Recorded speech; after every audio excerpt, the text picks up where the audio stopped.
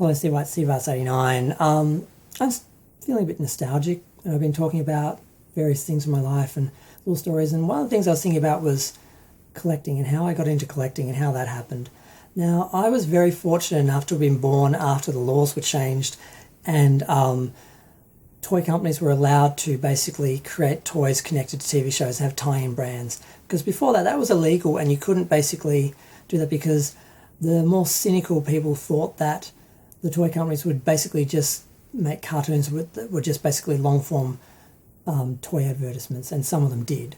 But some of the earlier shows that fortunately, I kind of grew up with them. I just got there on the tail end and watched most of them on video, and then later DVD. But a lot of these shows, they were written by people who really cared, and they created really good shows. They weren't just trying to create commercials for brands. That's why the brands hired real production companies to create real shows, because they knew they had to have a real show to engage people. They couldn't just have a half-hour TV commercial. It wouldn't work. So I got sucked in by the stories, the worlds, the universes, all these things, and I loved them. I love these places better than reality and better than my own life and fantasy and science fiction and the future of Star Trek and stuff like that. And what you want to do is you want to preserve that. You want to take that in your home and make that real somehow, and have some sort of, something to hold on to that is part of that universe, like a model ship or, a bunch of Transformers or, action figures. And that's why people love it. They want to maintain a connection to their childhood, maintain a connection to, their having an imagination and believing in, and enjoying fantasy and stuff like that, and not really growing old. I think that's the secret, is not really grow old, just still sort of being able to, not believe in these things, because you never really believe again. Like when you're a child, you can't really play as a child. You can't really, like that again. As an adult, you can't really play. Like I have a lot of toys and collectibles. I sometimes put them in displays and organize them in certain ways, but you never actually play with them again. Like when you're a kid, you can't get back to that level of imagination. I don't think I can't. I haven't been able to. Maybe some people can. Maybe some people. I've found some people when they have kids, they kind of learn to appreciate playing again because they play with their kids, and that's a different thing. As a gay man, I don't have that experience. I don't have children. But the collecting was really just about maintaining those sort of worlds and universes and keeping them going, because I didn't want them to end. Just because the show ended doesn't mean I wanted that world to end. Just because the movie ended doesn't mean I wanted that, reality to end. So that's what inspired me to want to collect stuff.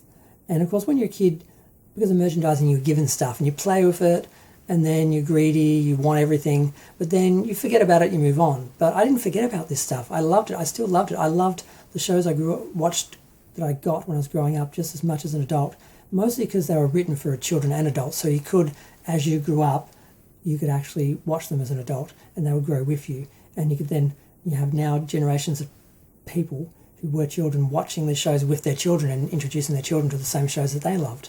Sometimes the franchise, if it holds up, but mostly just the original shows. And one of the lucky things that I did, which was kind of smart, was as I was becoming a teenager and all my friends didn't want to play with kids' toys anymore because they weren't cool anymore, I basically offered to buy them all off them. So I went around, all the toys I didn't have as a kid that I envied my friends having when they were a kid, playing with, that I would sometimes get to play with but didn't get to have my own of for all of them, I went around and bought them all, pretty much, except for one friend who didn't sell me. He's a collector too. He still collects now. He never gave up any of his toys. Everyone else, though, I bought the toys off them. All my friends, I bought all their toys. So I ended up basically with everyone's Transformers and He-Man and Ghostbusters and Thundercats and Teenage Mutant Ninja Turtles and just all that stuff. I bought everyone else's toys. I had all my brothers and sisters' toys from the 60s and 70s, and everyone else's from the 80s. And I just had this really great collection. Now, most of them weren't in the best condition. I didn't realise that or care about that at the time. And now, as I'm getting older, I'm just looking for better condition versions or, reissued ones that are like, pristine. I don't really want to buy the ones in the boxes that are perfect, because I just want to open them, and then once you do, you devalue them anyway. So that's why I started collecting, because it's about maintaining that world and bringing it into your world and sort of keeping it somewhere safe so you can always return to it when you need, when you've, because you have to live in the real world and deal with the real world, but you still sort of want somewhere to escape to. And the way that I managed to get so much stuff and save so much money was I bought all my friends' toys when I was a kid, so I didn't have to go buy them all later, when, like 20 years later, when they were collectibles and expensive. And there was only a few I had to go chase that no one had, or that I did have and got destroyed. So I wanted to share my story of why I love sort of fantasy and collecting and science fiction, and how I ended up being a collector, and how I ended up with this.